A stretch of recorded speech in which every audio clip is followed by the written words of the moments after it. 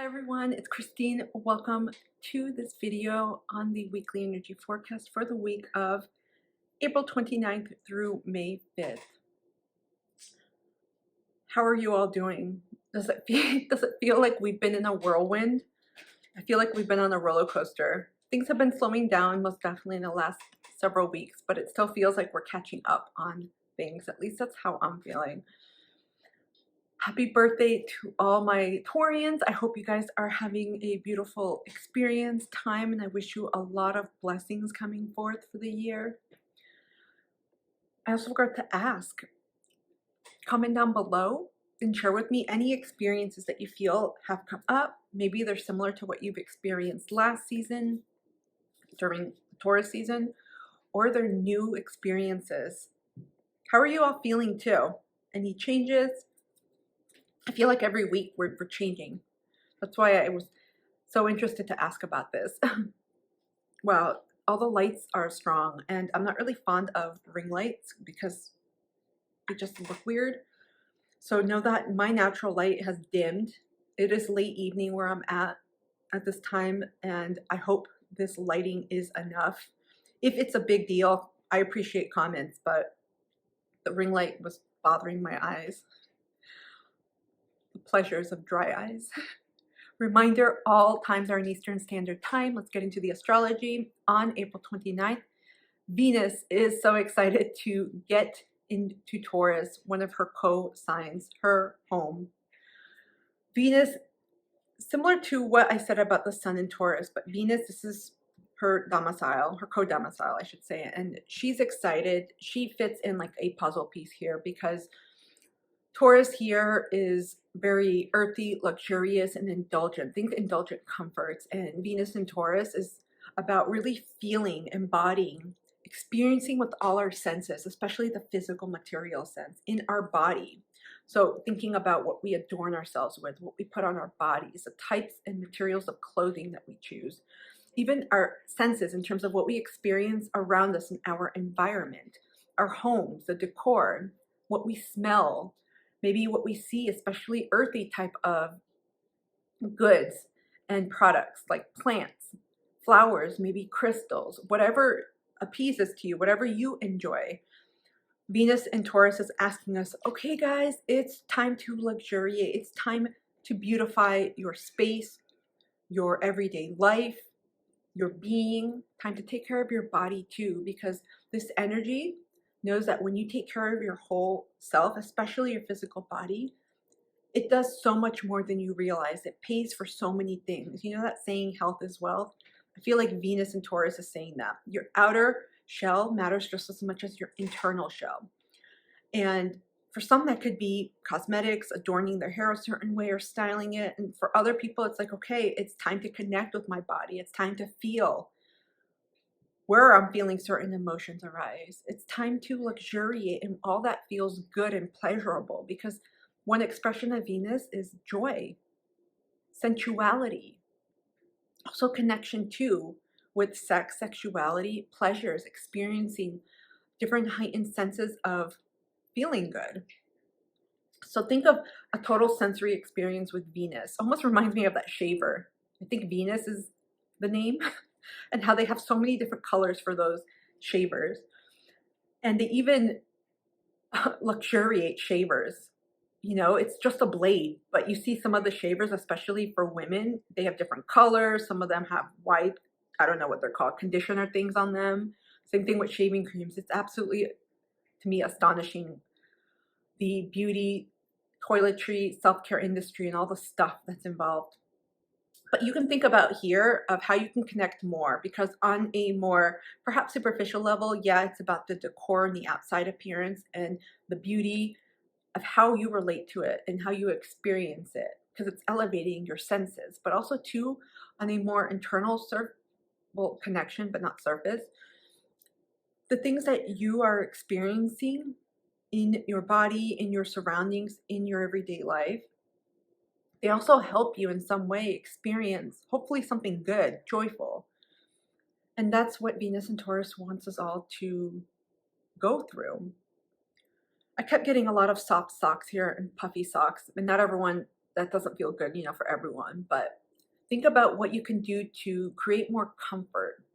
I call it like luxurious comfort. And it's so important to tailor it for yourself because everyone defines luxury very differently. For some, it's like, okay, a bargain at TJ Maxx or Target or your local dollar store or whatever currency that store may be in. For others, it's Gucci and some of those types of brands. So you guys, there's a huge spectrum here. And what's important is that it connects to you. This is also a great time to get in touch with Mother Earth, the landscape of Earth itself, through nature, parks, admiring and also connecting to the flora and fauna around you, what's living, what's surviving, and connecting to that energy. Also connecting with your body in different ways through sensual practices. It could be also, regardless of your sex and gender, feeling comfortable with yourself, giving yourself gratitude, exploring who you are in different ways. On April 30, Mars enters Aries, also its domicile. So we have both Mars and Venus happily entering their signs, and they are going to do really well here. So Mars is also a happy camper here because Mars, is in its home in Aries. So he's comfortable towards initiating, taking action, using that energy to drive forward, especially consistently, and perhaps with a long ability to endure and to maintain that. Making bold moves, perhaps taking courageous or bold, brave initiation, steps forward. Also, too, Mars does represent conflict, aggressiveness or aggression, potentially separation, dissolution, violence, accidents. So just be cautious of that too, because there could be more, you may be more prone to maybe getting into accidents or saying things impulsively and hurting someone's feelings, or saying things you don't mean. Also acting on a whim with Mars and Aries, taking action on things, you know, it's not something you think about. It's like action first, think later. That's Mars and Aries. And sometimes you're like, oh crap, I shouldn't have done that. So just be cautious, especially if it's anything important to you or it's something that may require or involve other people. But just get ready to infuse and perhaps use this energy, especially wherever Aries is in the area of your natal chart or life. Use that energy to your advantage because you can get a lot of shit done. You can put that energy to good use. So get ready to take action. You may feel like with Mars and Aries, you are ready to put your energy into a sustained project and get that done. Or you may find yourself working harder and longer, trying to accomplish something, whatever it is that you are putting your attention on. This is also another time to initiate, to get things started, to get things going. Especially if it's a new routine, a new habit, a new goal, you can get things off the ground easier. Also start planning new things in the Aries area of your life. You may inject like a new vibrant wave of energy here, new ways of doing things, and also simply grow in this area and in a way you haven't before.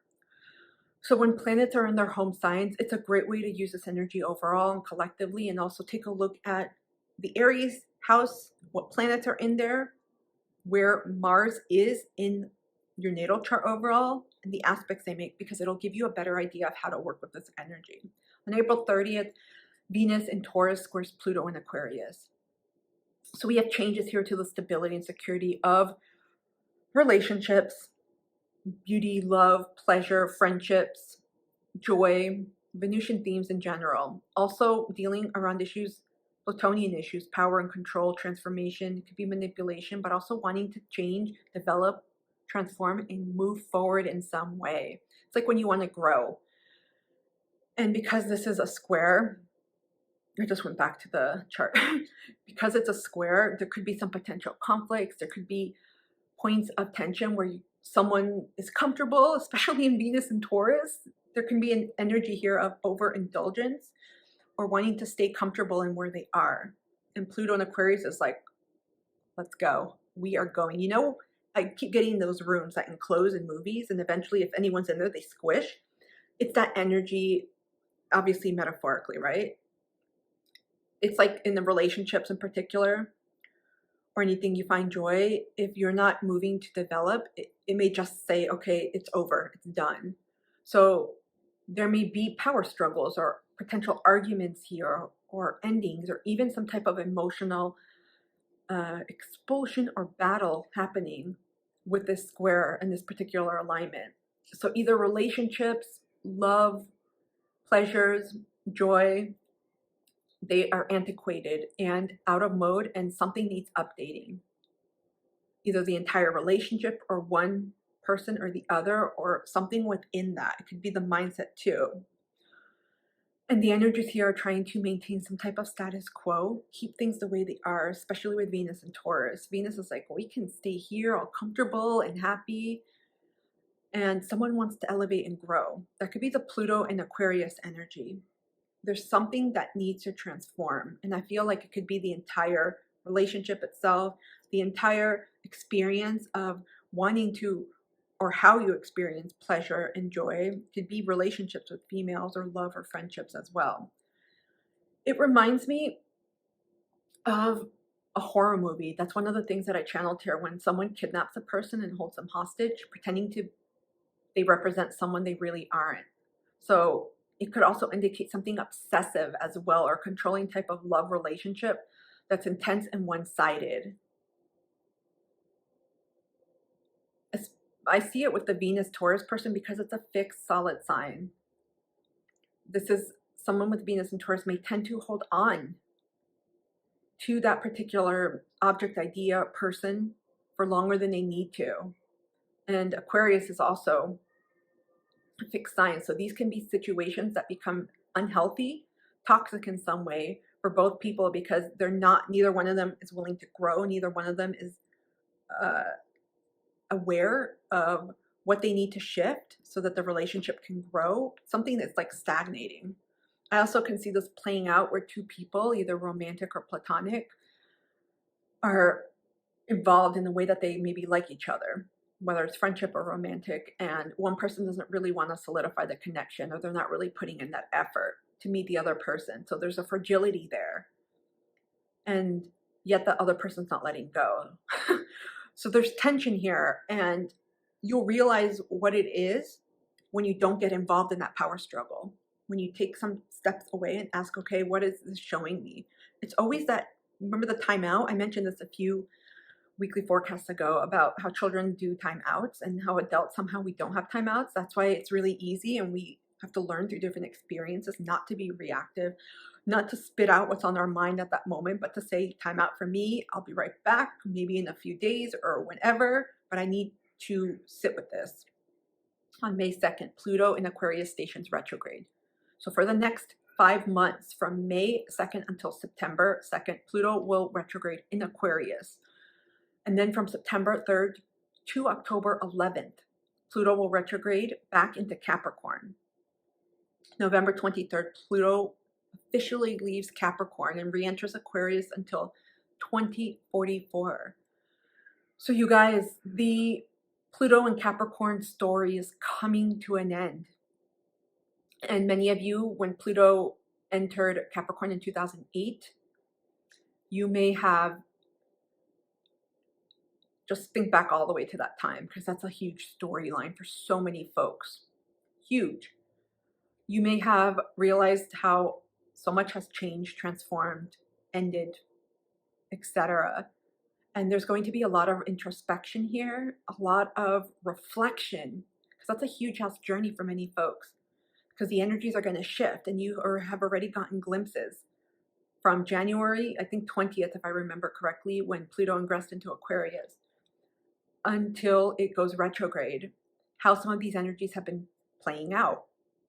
And so this is going to be one, I'm not going to say it's the last window of opportunity and you're done with the Capricorn energy of your life, but it's an opportunity to reflect and ask yourself, what have you learned? What themes are still needing your attention? What's wrapping up here? None of us watching this in 2024 will see Pluto in Capricorn again, because the next time it transits in this sign will be in 250 years.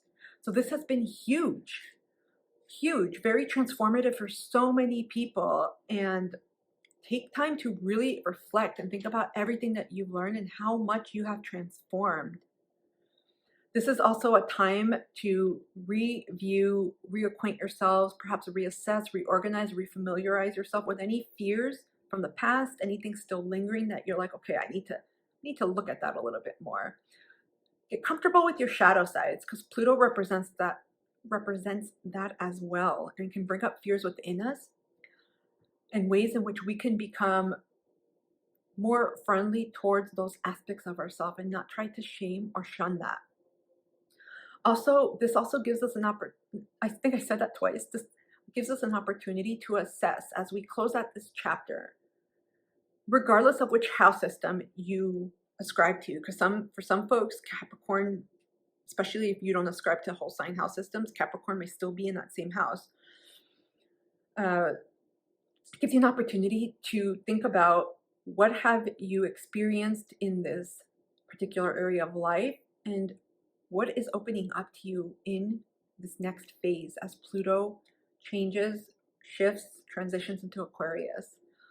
A lot more. We're wrapping up a huge chapter, and I feel like this retrograde is going to offer us an opportunity to get in tune, perhaps with acceptance, because there's grief here involved too with Pluto, loss, betrayal, themes and integration around dark topics, perhaps taboos, secrets that have come out in these areas of life, even within yourself, and acknowledging roles you've played. Overall, a very introspective time to get reacquainted with your own power. Overall, this is a very introspective time to get reacquainted with your power, with your sense of control and security, especially around themes relating to death, the unknown, what that means, transformation, emotions, emotional intelligence, maturity, and intensity, and fears that have held you back, and taboos, anything that has come up that has represented something very different from your norms, values, relating to your family, culture, society, traditions, and so many other layers, systems that you may want to examine. And finally, you're learning here, releasing the past, releasing the hold it may have had on you, and also learning to just let go. I always see, for me, the energy that I get with Pluto and how I see it is like that bulldozer or that big rock. Is it called a bulldozer? I'm not 100% sure, but in Indiana Jones, I don't remember the movie, but that big rock that was almost chasing him, I keep seeing that, but it's very slow with Pluto, because Pluto generally is in each sign, we'll say about 15 to 20 years, and it moves slowly like that. And so this will give you an opportunity to finally let go of what was. I feel like there's going to be huge opportunities here for reconciling grief, loss, emotions, acceptance, and realizing that where you're going forward now is helping you grow in the direction that your soul is ready to grow into and go into. On May 5th, Mars and Aries sextiles Pluto, which is now retrograde. So there's support here around healing in relationships, which could come in the form of perhaps united fronts and actions to transform them. And there's also generally overall support for pursuing your goals, still working on cleaning up some of those things I mentioned with Pluto in retrograde. A lot of those themes, it would be amazing if they could be done in a week. I almost feel like Pluto is a giant research project. Think of it like a thesis or dissertation. It's long, and so we have different human lessons, almost like chapters within that.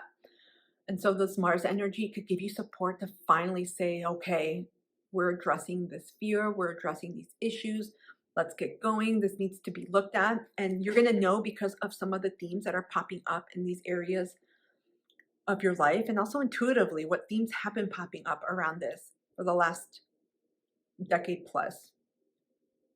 Coming up on May 7th, we have the new moon in Taurus. Okay guys, let's get into the tarot and see what other messages we have. Okay, guys, let's get into the tarot. What messages do we need to know for the coming week? Oh. Uh-oh, 2 cards are turned over here. They're wedged in between the others. Let me get this out. Okay, got 4 cards.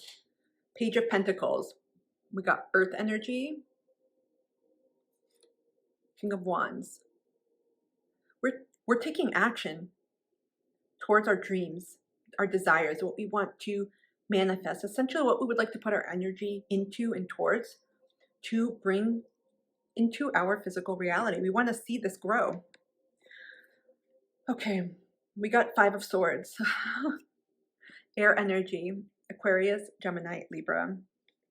Whoa, 3 of Swords. Talk about these themes totally relating to what I've just said to you.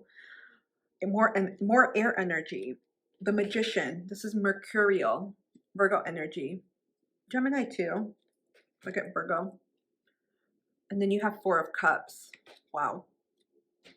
Water. Pisces, Cancer, Scorpio. You guys, some of you are finally, for any of you that have been in situations that have been unhealthy, whether it's with yourself, it could be addictions, it could be patterns, belief systems, ways of being, viewpoints that don't serve you, or mindsets, especially when it comes to other relationships, grief, holding on,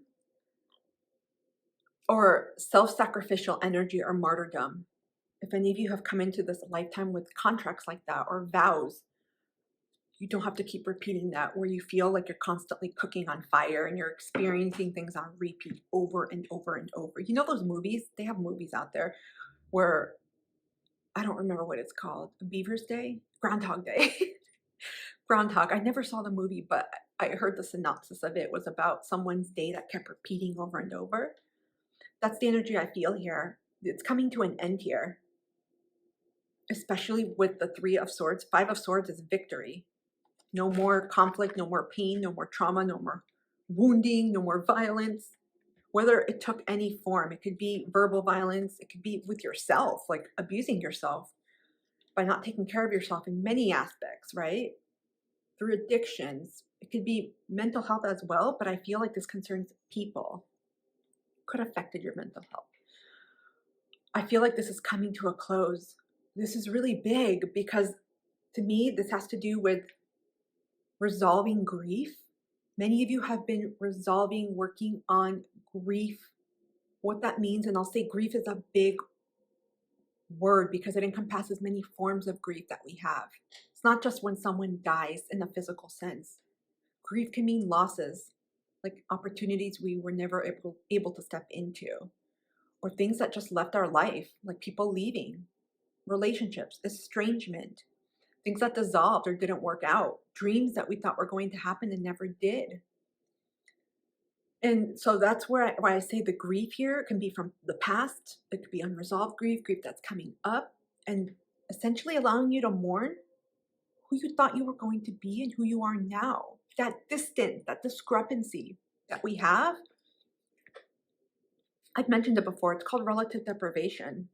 And it's something that's common in conflict, in rebel groups, and in political science. It's a term that is very commonplace when it was one way to try to explain why do people rebel? Why do folks start conflicts? And there's so many reasons. That's not the only one. But sometimes people want a better life. You could say this for immigration. Why do people immigrate?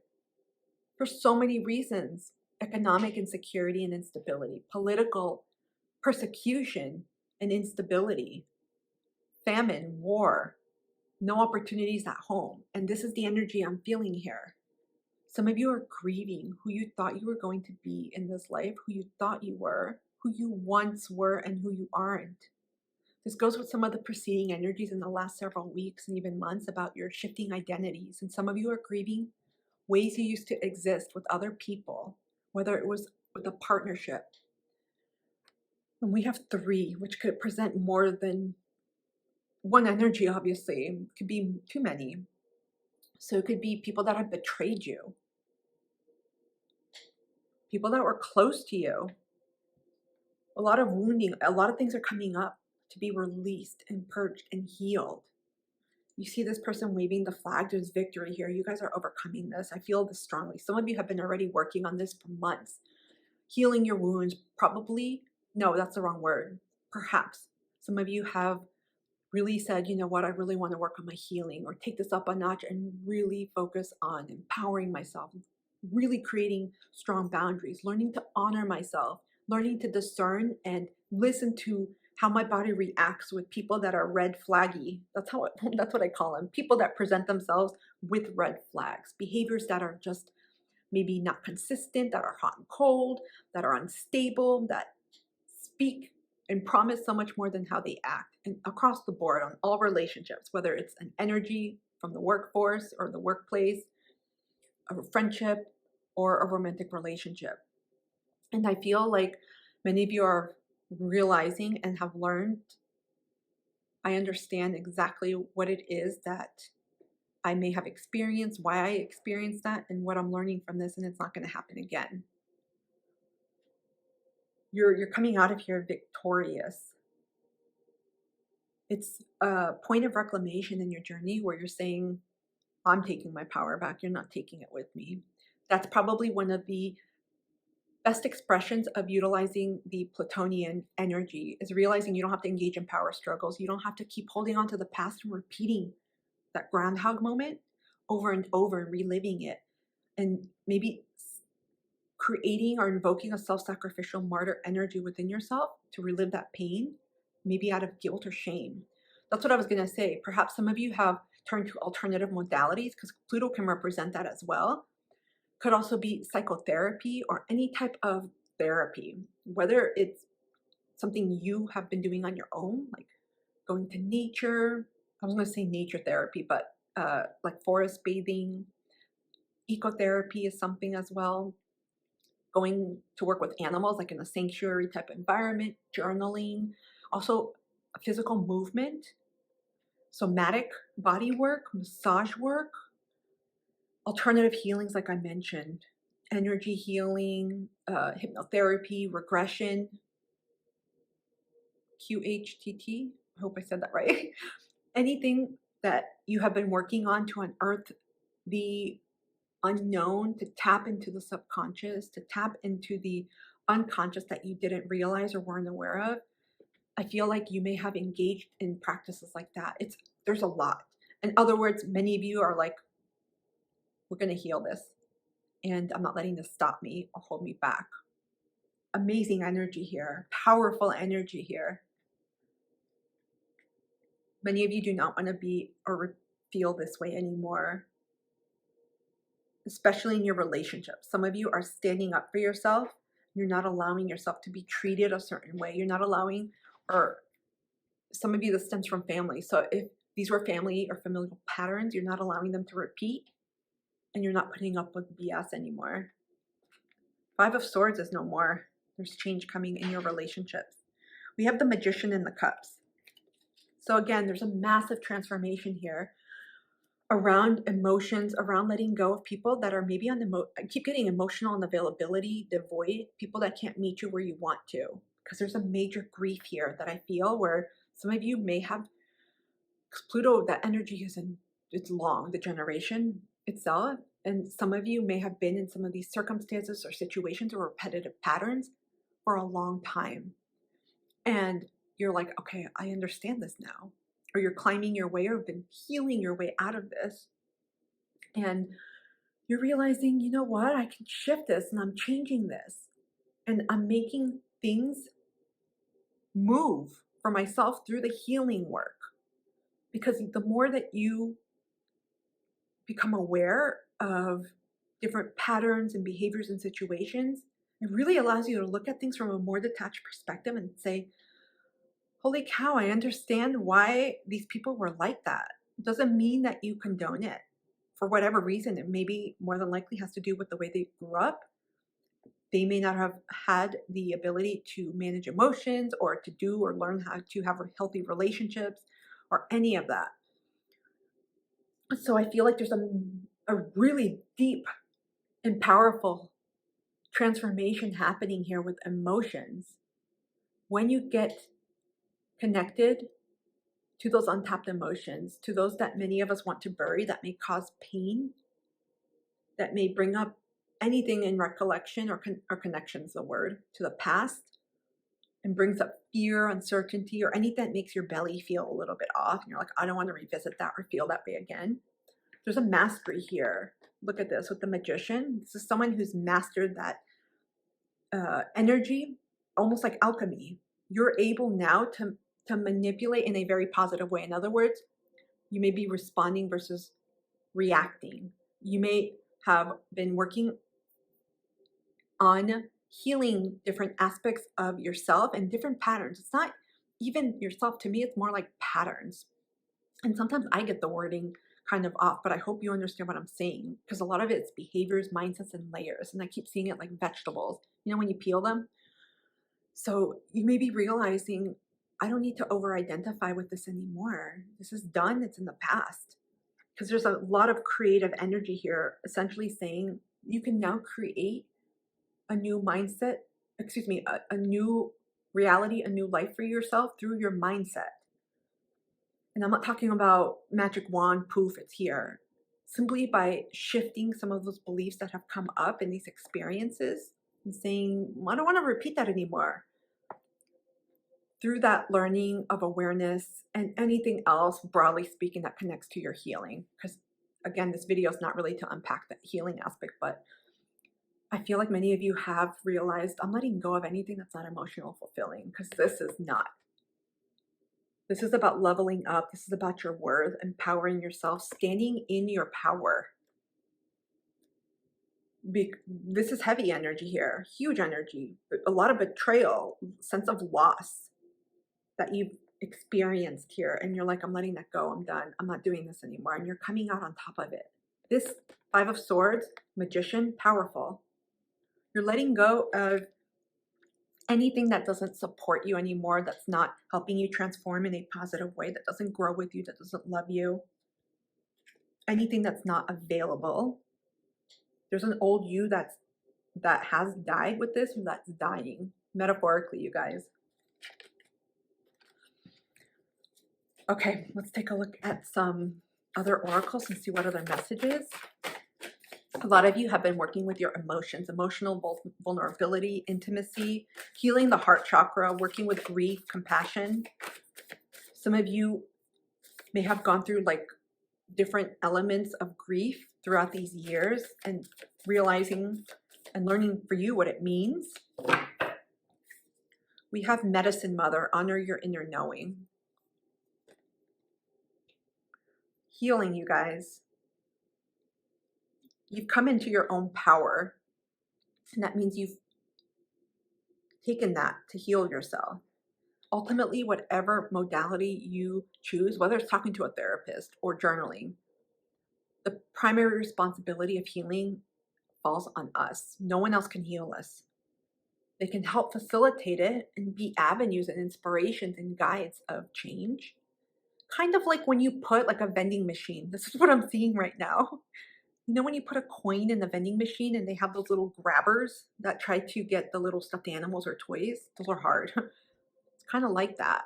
You put the coin in, right? But the money doesn't actually get that for you. It facilitates it because the machine needs that so it can work. Same way with healing. You guys have been tuning into yourself and healing, and that's one of the most, I think, powerful facets of Pluto, is knowing we actually have our own medicine, our own power within us to do this. And it's slow for a reason. It would be amazing if the Pluto transit was a day. I don't know how that would change all of our experiences as humans. But look at this. Medicine Mother, to me, this is about nurturing yourself. Some of you have learned how to reparent yourself. The folks that I'm connecting to, you may have grown up either because emotions, like I said, were mentioned. Moon tends to rule over emotions, and that's usually denoted to the mother. And some of you may not have learned how to take care of yourself, may not have learned how to be emotionally responsive and close to those feelings and what came up for you, how to honor those. Some people growing up, they may not have asked you, like, how are you feeling? You may have been shunned, quieted, almost like someone locked up your emotions in a cage and you weren't able to express it, because that's all coming out now. So, and I feel like this is cathartic in some themes that have been coming out, especially preceding in the eclipse season, but I expect during Pluto retrograde, depending on how you're working with this and how you choose to heal, expect emotions to come out, almost like unearthed antiquated treasure chests where you open them. Emotions that you thought you had dealt with, they may come out and they're being released right now, which is common with this alchemical process when we transmute this, because it's an energy form, so it has to escape and leave in some way. It's almost when the lion roars. I can't even say that. And that means connecting to yourself and not letting other people take your power or you giving your power away anymore. I'm getting that leadership energy. You know, I don't even know the names. Maybe Joan of Arc is one, but that type of energy, you know, when someone is winning something like this, like that. And it has nothing to do with anyone, even though it may involve other energies. It's a triumph for yourself. It's like, yes, I learned this major soul journey, soul lesson. It's you against yourself, right? Where you can check off for yourself that you did this. Anything else we need to know?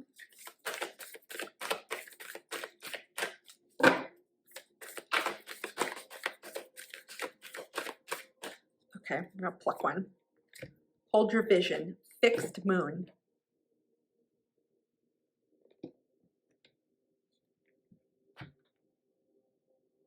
Isn't it interesting? Hold your vision and you see this person's eyes. There's something here about remembering who you are and not forgetting that, not allow anyone to strip you or ascribe to you or put on you what they think you should be. Because I'm getting that some of you, depending on different family systems, different levels that you've been a part of, different systems, institutions, communities, etc., people may have tried to almost mold you like clay into a certain way. And for many reasons, it could have suppressed different parts of yourself. There's a liberation happening here with this. I can keep going. I'm gonna continue on because I don't want to make this long, and I see this it's 40 minutes. A lot to say. Perhaps a separate Pluto reading will help. Wow. I pulled final cards from the Pleiadian deck. You got 4. You're in the fast lane. Some of you are going to accelerate pretty quickly after this, especially with the Magician card. I wouldn't be surprised because we're going from an Earth, Capricorn, Pluto and Capricorn in November. And when it finally, permanently, I should say, ingresses into Aquarius, that's air energy. So things may feel like they shift quicker. I don't think quicker is a word. Pay attention to what you're receiving at this time, because Pluto also brings up psychic messages as well. And when you heal, it's amazing. It almost feels like we're dusting cobwebs. That's how I see it. And for me, I try to inject a lot of humor because humor helps me. And everyone has their own way of coping with these things, but I envision it like cobwebs. I'm like, okay, cobwebs done here. Let's keep going. Or kind of going through a sewer. It's like that for me. And I feel like each time that you're healing, by trusting yourself, listening to yourself, because that's what the Magician implies as well. You're the creator of yourself, of your reality. I'm not going to get into anything deeper. I'm keeping this general, you guys. Things will start moving pretty quickly. We've got spiraling upwards. Take a look and see what messages you may get. I get emotional energy here. There's an opening, a huge opening, as if someone opens your heart and it's like, okay, I'm out.